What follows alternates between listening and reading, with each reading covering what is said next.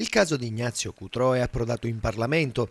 L'altro ieri il deputato Fabio Granata, vice coordinatore di Futuro e Libertà e vicepresidente della Commissione Antimafia alla Camera, ha presentato un'interrogazione urgente al ministro dell'Interno Anna Maria Cancellieri sul caso dell'imprenditore di Bivona, già riconosciuto testimone di giustizia, che nonostante la sospensione prefettizia non riesce a beneficiare della stessa, vedendosi recapitare delle cartelle esattoriali.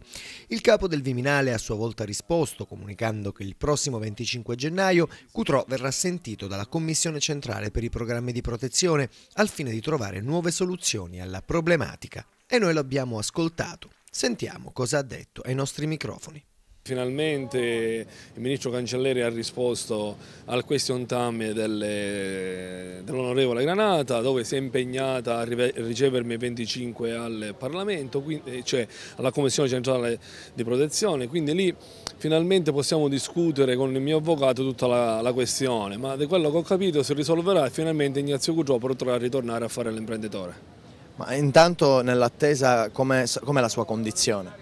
La mia condizione diciamo che non è stabile, è in cadenza, quindi io attento anche che la risposta del Presidente Lombardo, che mi venga almeno notificata qualcosa, che è stato bloccato tutto, che sia stata risolta la questione della cartella. L'incontro con il Ministro ci sarà più che altro una discussione di assestamento per vedere quale sarà il futuro dell'impresa Cutrò.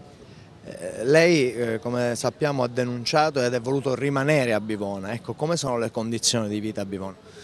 Le condizioni di vita a Bivona, sinceramente, la cosa che mi fa incoraggiare è che l'altro giorno il sindaco ha detto che finalmente ci starà vicini e pagherà questa cartella.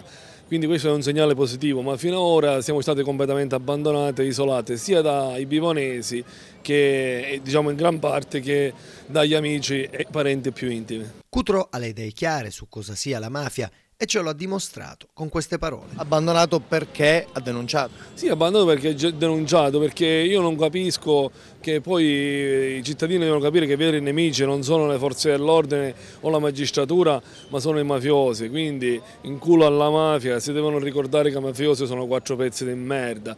Innanzitutto noi abbiamo deciso di rimanere perché io e la mia famiglia non siamo dei disertori, non abbandoniamo il campo di battaglia, più che altro la nostra terra, e quindi al momento che noi ce ne andiamo prenderanno il posto sempre quei 4 pezzi di merda dei mafiosi, quindi dobbiamo stare attenti a questo.